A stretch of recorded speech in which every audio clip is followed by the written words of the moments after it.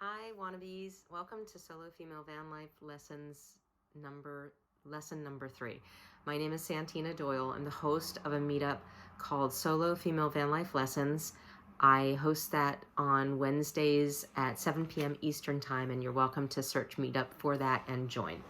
On this YouTube channel, I plan to recreate the lessons that I give live and in person. Well, not in person, online, live on that Wednesday call. The reason that I don't record those calls is because I do want to respect the privacy of the people attending. And I do not believe that it's appropriate to share those live lessons on the internet. So I just recreate the lessons after the fact here on this YouTube channel. So please subscribe and click the alert button so that you're notified when a new lesson comes out. So we've already covered lesson 1 and 2 in the first video. Lesson 1 was simply a chance for the folks that had joined the call to get to know each other, and we talked about what our plans were for solo female van life. And the second lesson was a lesson that I entitled Just Do It. So we discussed the fact that you can solo female van life in any kind of rig, with any kind of build, with any kind of equipment. If you really want to try out this lifestyle, just go ahead and try it with what you have.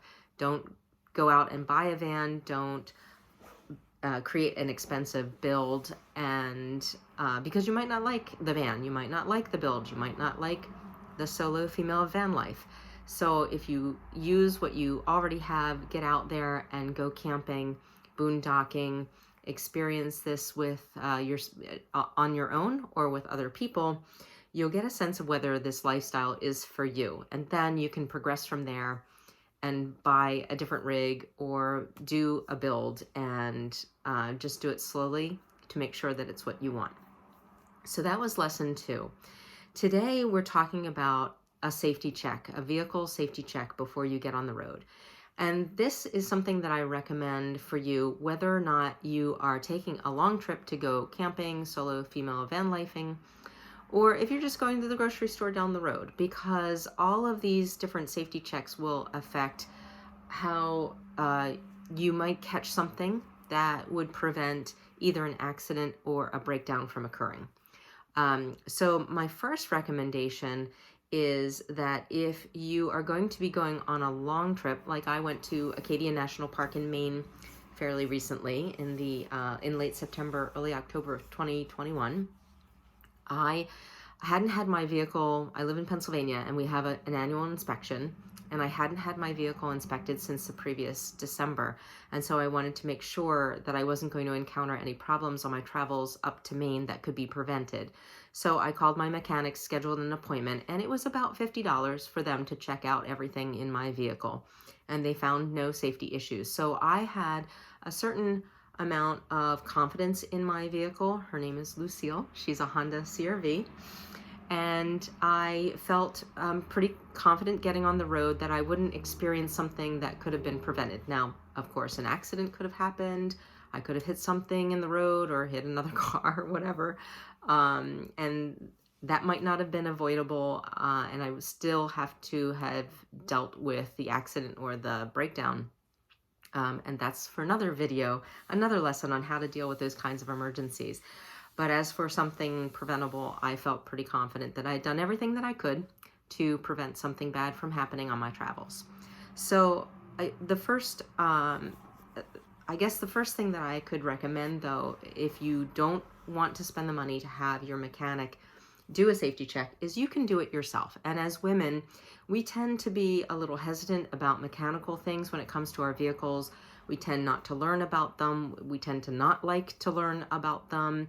The mechanical details and how things work don't seem intuitive to us necessarily, and we're not really interested.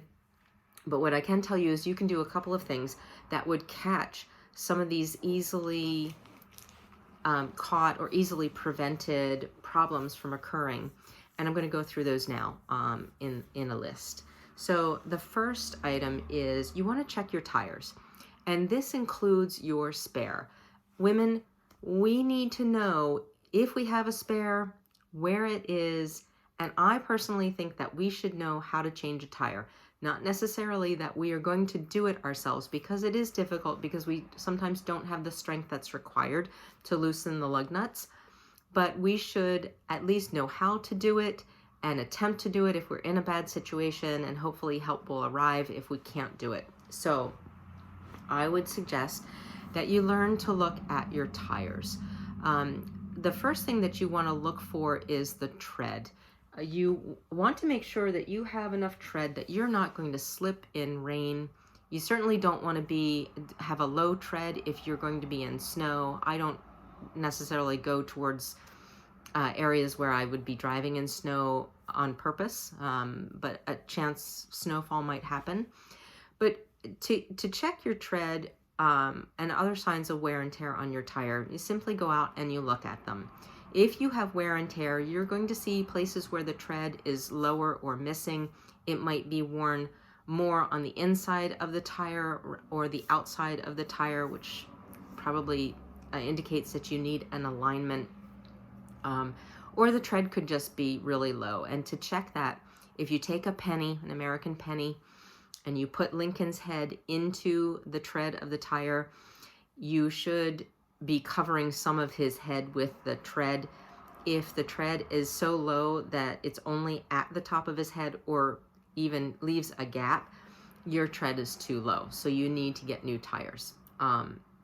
You want to check that you have enough tread, that there isn't wear and tear where you could potentially have, if you hit an object, that you could have a blowout, which could be very dangerous because you lose control of the vehicle. And you want to see if you have what's called dry rot. If you look at your tire and you see tiny little cracks all along the rubber, especially on the sidewall, that's called dry rot, and that is dangerous. The tire, I guess, could blow out or could just go flat on you, and you want to replace your tire if you see that dry rot. It's very distinctive. I don't have a dry rotted tire, so I can't take a picture of it. But you can go on the internet and Google it, and you can see what it looks like. So look at your tires before you leave for the grocery store or for a trip, and get them replaced and keep them in good condition. Your tires are literally the rubber that meets the road when it comes to safety and the performance of your vehicle. The next thing you want to know is, do you have the appropriate tools to change your tire? You will need a jack to lift the car off of the ground so that you can get the tire off. You will need some kind of wrench for the lug nuts. You want to make sure that whatever wrench you might find in the vehicle does in fact fit those lug nuts. Just make sure. And you probably want some kind of safety feature like flares or something that will divert people if you're actually on a road that doesn't have a shoulder, or you couldn't make it over to the shoulder. You definitely want to push your car over to the shoulder or drive your car over to the shoulder if you can. But you want to have some kind of safety features, maybe those little triangles that are reflective, so that you can ensure that people would not run into the back of you while you're changing your tire. So if you don't have any of those tools, I suggest that you go out and get them. Most of them are universal, like the jacks. I'm not sure if the lug nut wrench is, but you can certainly make sure that it fits your lug nuts by just placing it on there. And of course, by the flares or the safety triangle. So that's my recommendation for how we should look at our tires for a safety check. The next item is to make sure you have appropriate fluids in your car. And these, you might refer to your manual in your car for instruction on how to check the fluids and what the reservoirs of the fluids look like and how high they should be. Your manual in your car will tell you all of that. If you don't have a manual with your car, you can order one used online very easily. I highly recommend it. They have all kinds of information in them that's useful to not only know and read in advance, but also to, when you're in a situation, to refer to. Now, your fluids, such as your washer fluid, will help you with safety, because if you are in rain and there happens to be maybe a muddy situation where vehicles are throwing mud onto your windshield, you'll need to be able to clear that. and sometimes just using the windshield wipers just smears it, but using washer fluid actually clears it away so you can see to drive. And of course you want enough oil in your engine. You want transmission fluid in your transmission. You want coolant in your radiator, all of these things for your vehicle to work appropriately. Each car is different, and so I would say that for each of these fluids, if you're not going to have a mechanic check the levels and the viscosity or the clearness of the fluids, because they should be at a certain clearness, then you can refer to your manual to figure out how to check the levels and the appropriate quality of the fluid. Don't open your radiator while your car is hot. It will spew water and radiant coolant. The next thing you might want to check is, do you have anything loose hanging down from your vehicle that could be a safety hazard for someone else on the road if it were to dislodge and break loose and fall on the road?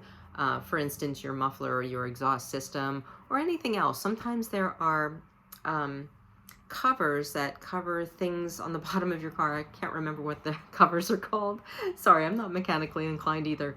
But you'll have those covers and they come loose, and those can break loose, and someone might avoid hitting them and cause an accident, and you don't want that. So just make sure that there's nothing loose hanging down from your car while it's cool, not after you've driven it, but while your car is cool. If you see anything loose hanging down, just give it a tug, see if it's banging, see if it looks like it's about to come loose, and get that taken care of before you get on the road. So the next thing that I wanted to cover today is that even with an inspection by a mechanic, you can still break down. Cars are not something that's very predictable, and so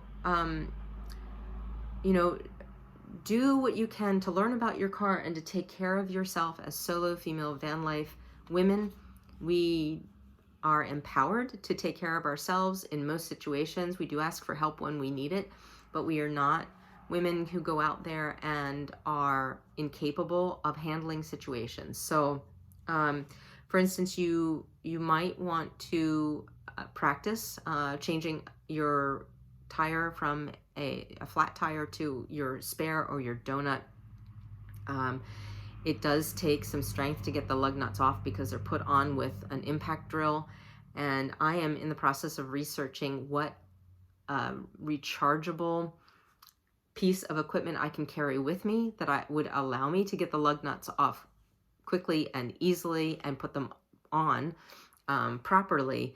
And I'll get back to you on if I find that device that is reasonably cost.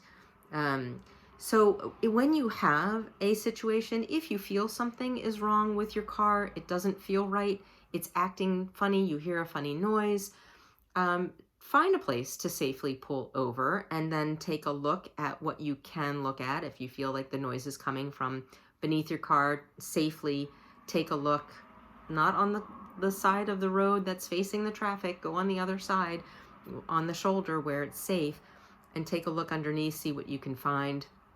Remember that most things will be hot under or in your car.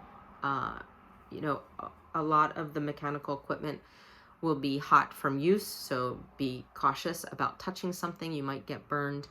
Don't panic. If you start panicking, the adrenaline rushes through your body, and that adrenaline does not allow you to think as clearly as if you say, I'm okay, I'm safe, nothing's going to hurt me, I just need to figure this out, I need to get help if I need to get help, and I'll be okay. This is America. It's a relatively safe country, and people break down all the time and survive. So don't panic. If you have a blowout, I understand. It's very, very frightening. Just move over to the side of the road where you can, then put on your warning blinkers and calm down and assess the situation and figure out what you need to do. So take your time and take control of the situation. If you pull over, I know it's very nerve-wracking to pull over on the side of a road. If you don't have a flat tire, if you have some other kind of mechanical issue, then perhaps continue moving slowly with your warning lights on in the right-hand lane until you get to a populated place, and maybe even find a mechanic station to pull into. But if it's night especially and you're traveling alone and you don't feel comfortable pulling off the side of the road, continue driving. The worst that can happen is that you can ruin the tire that has gone flat, or you might eventually seize up your engine, or something might happen to the transmission if that's the problem that you're having. But those can be replaced, and for a relatively small amount of money compared to your safety. So if you feel unsafe, if it's dark, you don't feel comfortable pulling off to the side of the road on a highway, for instance, or back road, continue on safely until you can get to a populated area, and then you'll be able to get help more readily anyway. So a lot of people want to know if they should hire a subscription service for roadside service like AAA. It's a personal decision. I personally do not have AAA. I feel that I can take care of anything that happens to my vehicle with just calls to the non-emergency number of the local police station, or to a mechanic. With Google Maps, you can Google, gasoline station or mechanic near me, and you can get their phone number if you have internet service. So I feel very empowered with my cell phone, if I have service, to take care of myself, that I don't need a roadside assistance plan, which can be quite costly, but it is entirely up to you. If that gives you peace of mind and you feel safer with it, it's well worth the price of the service. I also believe that you can rely on friends and family in the area if you're traveling in an area where they live. Certainly you can call a tow company. You can Google tow companies near me. And again, always avail yourself of that police non-emergency number. Don't call 911 unless it is actually an emergency, like someone is hurt or your vehicle is unsafely still stuck in the middle of the road. Call the non-emergency number, ask for their assistance in getting a tow truck, tell them your situation, and they usually send out a cruiser to help as well. So that's my suggestions for a safety check before you get on the road for a extended trip, or even just if you're going down the street to the grocery store, because it takes about 10 seconds to take a look at your vehicle and see that something might be wrong. And then if there is, you can get it taken care of before it becomes a problem on the road. If you have any comments, please leave me your suggestions for a safety check before you get on the road, or send me your questions through the comment section, and I'd be happy to answer those. And thank you for attending this Solo Female Van Life lesson number 3, and happy camping.